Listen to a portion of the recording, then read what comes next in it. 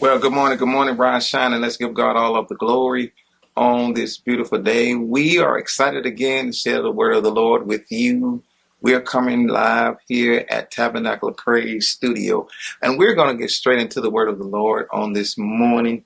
We're going to look at a very familiar scripture, John chapter number 4, and we are going to look at one verse, and that's verse number 39. John chapter number 4 and verse number 39.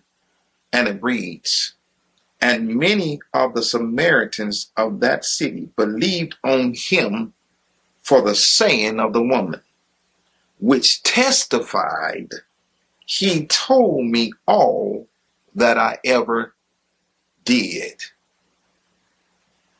I won't bore you with all the details of this story, but this is a very familiar text. Jesus meets this woman, a Samaritan woman, at the well. He began to ask this woman for a drink.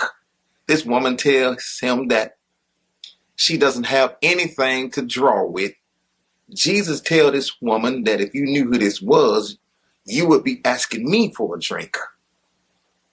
The Bible said that Jesus began to question this woman and asked this woman, "Where is your husband?" This woman says to Jesus, "I have no husband." Jesus tells her, "The one that you have right now is not yours." Well, we know the story. Jesus and this woman, they begin to commune. And after Jesus finished, this woman recognizes that Jesus is the Messiah. She goes back to the city and tells the city, "Come see a man that has told me everything that I've ever done." Where we don't see in the scripture other than what he told her about her husband. But apparently her and Jesus had conversation that is not recorded. But the Bible said that many of the Samaritans, and you have to remember that these are people that are outside the Jewish covenant. They believed on Jesus because of the testimony of the woman. And I would like to entitle this devotion that it was necessary for me to go through it. Had she not went through the very thing that she experienced in her life, then she would have no testimony. She would have nothing to tell the men. So there are some things that you and I go through. There are some things that we encounter in life that is necessary for us to have a testimony. See, we want a test, but we don't want the money. We don't want to go through anything. But in order to have a testimony, in order for God to give you something to testify about, you must go through something. She had to experience those things that she experienced in life when Jesus encountered her, and she take those lessons that she learned. She taught what Jesus had imparted to her, her experience through her life, and her experience that she had with Jesus at the well, and she goes back into the town and shares the word, shares the experience with the Samaritans. These are people that are not in covenant. These are sinners, unbelievers.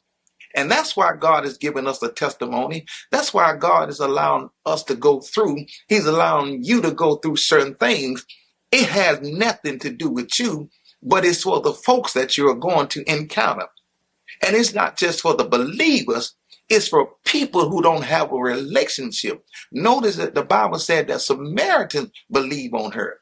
It does no good if we keep pouring into believers, but there are people who are outside who need a word, who need encouragement, who need to be built up. So God is allowing us to go through certain situations, certain problems, certain trials, even a sickness. But this sickness is not unto death. This trial is not going to destroy us, but God is going to use it to give us a testimony. And when people hear what God had brought us out of, and when people hear what God has brought us through, they are going to run to him and they are going to believe on him based on what you went through, based on your experience. Whatever you are going through right now, count it all joy. because God is going to use it as a testimony to set people free and to draw them unto him. Well, I hope these words bless you on this morning. And I want you to keep on reaching out for God. And remember, don't fight the things that you're going through. Accept them. Say, God, let your will be done. And that's what the Bible meant when it said that all things work together for the good of them that love God and are called according to his purpose. Your testimony is going to draw somebody to the living God. We thank you again, and we'll see you on next time. God bless. Bye-bye.